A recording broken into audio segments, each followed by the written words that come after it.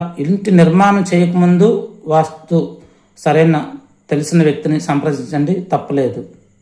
ఒక మంచి ప్లాన్ తీసుకోండి. చక్కని గాలి వెళ్తురే కాదు వాస్తు అంటే ఆ యొక్క బ్రహ్మస్థానం, ఆ యొక్క దిక్కులను అనుసరించి, ఆ యొక్క గర్భం అనుసరించి రకరకాల పద్ధతులు ఉంటాయి.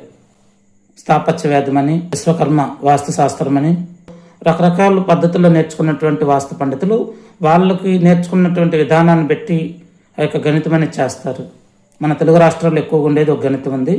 ఇప్పుడిప్పుడే స్థాపత్య వేదం అనేది పుంజుకుంటుంది. కానీ స్థాపత్య వేదం ప్రకారం ఇంటి నిర్మాణం చేసే అంత ధైర్యము దమ్ము ఉన్న మేస్త్రులు కావాలి.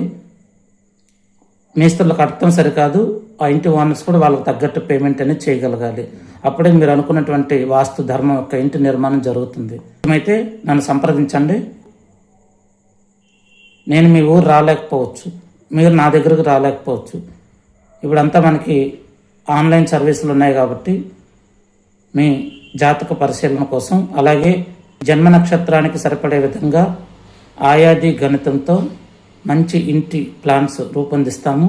అదేవిధంగా మీ ఇంటి నిర్మాణం చేయాలనుకున్నప్పుడు గణితం కట్టే ముందు మీ యొక్క నక్షత్రానికి ఇంటి నక్షత్రం మ్యాచ్ అవుతుందో లేదో చూసుకోవాలి.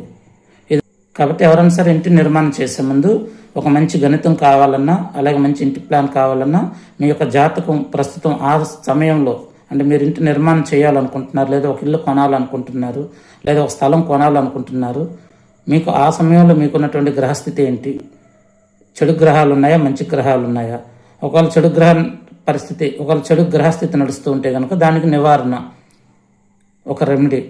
అందరికీ శని రాహు గ్రహాలే చెడు గ్రహాలు కాదు, అందరికీ గురువు సూర్యుడు మంచి గ్రహాలు కూడా కాదు. మీకు అర్థమైంది కదా.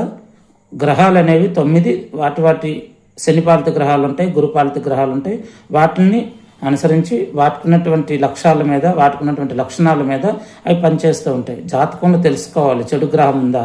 సరే, నేను ఇల్లు కొనాలనుకుంటున్నాను, నా దగ్గర డబ్బులు ఉన్నాయి, కానీ ఈ చెడు గ్రహస్థితిలో ఎన్ని డబ్బులున్నా మీరు ఇల్లు కొనడానికి ముందుకు వెళ్ళవు.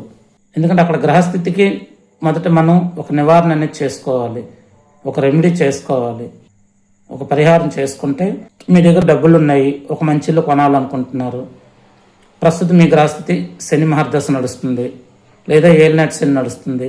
ఈ గ్రహం మీ జాతకానికి వ్యతిరేక గ్రహం అయి ఉండొచ్చు. అప్పుడు మీరేం చేయాలి? ఒక వృద్ధాశ్రమానికి వెళ్ళి అన్నదానం